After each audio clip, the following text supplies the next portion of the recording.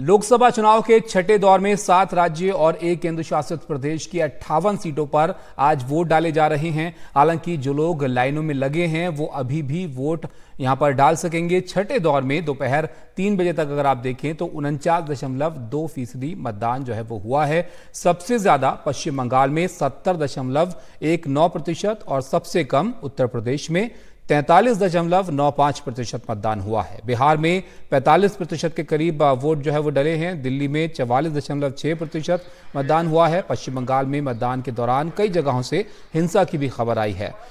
इस दौरान झारग्राम से बीजेपी उम्मीदवार प्रणंत टुडू पर हमला हुआ। पत्थर लगने से उनका सुरक्षाकर्मी घायल हो गया। यहाँ पर प्रणंत टुडू जो हैं उनकी कार में भी तोड़फोड़ की यहाँ पर खबर है। बीजेपी ने हमले का आरोप टीएमसी पर लगाया है। वहीं टीएमसी का कहना है कि प्रणंत टुडू के गार्ड ने एक महिला वोटर पर हमला किया था।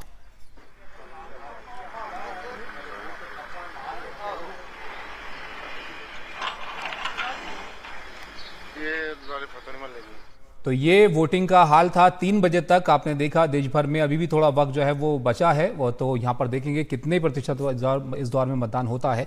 लेकिन दिल्ली में क्या हाल है ये जानते हैं। रवीश रंजन शुक्ला हमारे सहयोगी हमारे साथ हैं।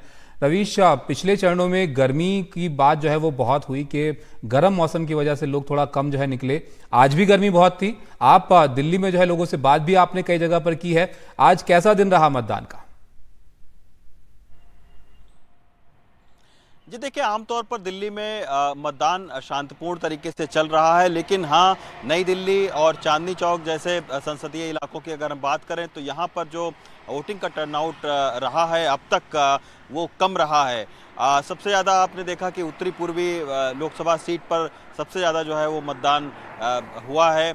तो अब देखना होगा क्या पिछली बार 2019 में तकरीबन 63% से ज़्यादा जो मतदान का प्रतिशत था वो था, क्या इस बार ये आंकड़ा क्रॉस करती है दिल्ली की नहीं, ये एक देखने वाली बात होगी। लेकिन इस बार का जो सियासी मुकाबला है ताबिश वो बहुत ही दिलचस्प रहा है, क्योंकि इस बार पहली बार ऐसा है जब दिल्ली के लोकसभा चुनाव में कांग्रेस और आम आदमी पार्टी मिलकर चुनाव लड़ रही हैं।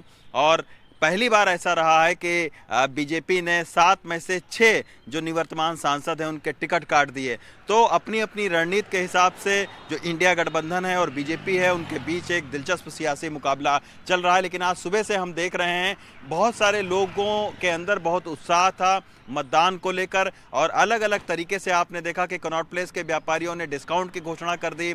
कई लोग जो है वो रसमलाई बांटते नजर आए। किसी भी तरीके से दिल्ली वालों की ये कोशिश रही है कि दिल्ली के लोग घरों से बाहर निकलें, मतदान में ज़्यादा से ज़्यादा हिस्सा लें।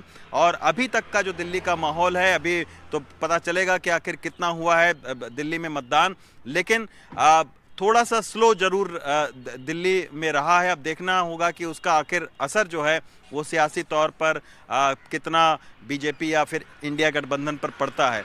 लेकिन दिल्ली में आमतौर पर शांतिपूर्ण तरीके से माहौल रहा।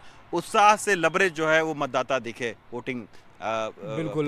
तो मतदाताओं में उत्साह है रवीश, क्योंकि दिल्ली के हर एक क्षेत्र में अलग तरह के जो है वो लोगों के मुद्दे रहते हैं, अलग तरह की वहाँ पर जो है वो लोगों की नज़रिया रहता है। तो यहाँ पर जैसे कि आपने भी बताया, 2 ऐसी पार्टियां साथ में हैं जो एक दूसरे की विरोधी रही हैं। मुकाबला बीजेपी से यहाँ पर हो रहा है। आम आदमी पार्टी से जुड़े हुए अपने कई मुद्दे जो है वो दिल्ली में रहते हैं। तो इस बार लोगों के जहन में क्या है? स्थानीय मुद्दे जो है वो लेकर लोग जा रहे हैं, या फिर राष्ट्रीय स्तर पर जो मुद्दों का जिक्र होता है लोकसभा चुनाव में वो चर्चा में है?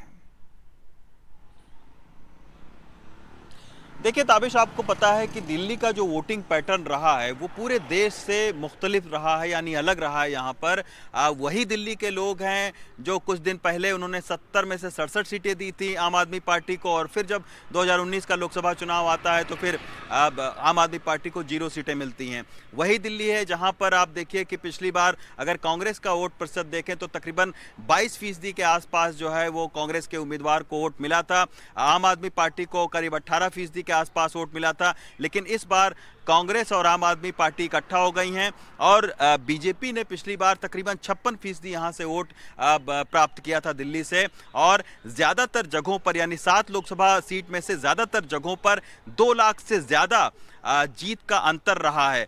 तो ऐसे में इस बार बहुत ही रोमांचक मुकाबला देखने को मिल रहा है। लेकिन बहुत सारे जो लोग हैं वो ये कह रहे हैं कि भाई जो स्थानीय मुद्दे हैं उनके ऊपर में आम आदमी पार्टी सरकार को उन्होंने वोट किया था।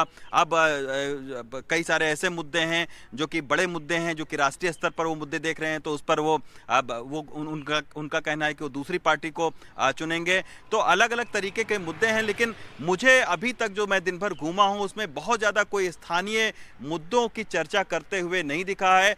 महिलाओं की सुरक्षा, प्रदूषण, बेरोजगारी, विकास, इन सब के मुद्दे पर जो है वो लोगों में आमतौर पर चर्चा रही है। अभी खास तौर पर जो हमने देखा कि एक ट्रेंड सा बना जा रहा है कि ग्लोबल दुनिया में आखिर भारत का स्थान कहां पर है, इसको लेकर भी अब बहुत सारे लोग जो है वो इस बारे में चर्चा करते हुए दिख रहे हैं। 5-6 साल पहले तक कोई जो है वो भारत की विदेश नीति के बारे में इतनी चर्चा नहीं करता था, लेकिन आज की तारीख में सबके पास मोबाइल है, बहुत सारे लोग वीडियो देखा करते हैं, तो उससे कहीं ना कहीं बहुत एक बड़ा, और खास तौर पर अगर युवा वर्ग की बात किया जाए तो उनके भीतर ये इस बात को लेकर बहुत ज़्यादा चर्चा रहती है कि आखिर भारत की छवि विदेशों में क्या है। तो इस बात को लेकर भी कहीं ना कहीं जो वोटिंग पैटर्न है वो एक दिखा है। तो 3-4 मुद्दे जैसे मैंने आपको बताया कि इन्हीं मुद्दों पर जो है वो आज मतदाताओं के बीच में चर्चा रही है और इन्हीं मुद्दों को लेकर ज्यादातर मतदाता मतदान करते दिखे हैं।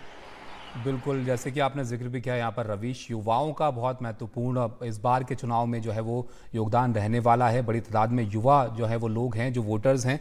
तो अब देखना होगा कि किस तरह से जो वोटिंग परसेंटेज है वो रहता है इस बार के फेज का। बहुत शुक्रिया रवीश आपका हमारे साथ जुड़ने के लिए और ये जानकारी हम तक पहुँचाने के लिए।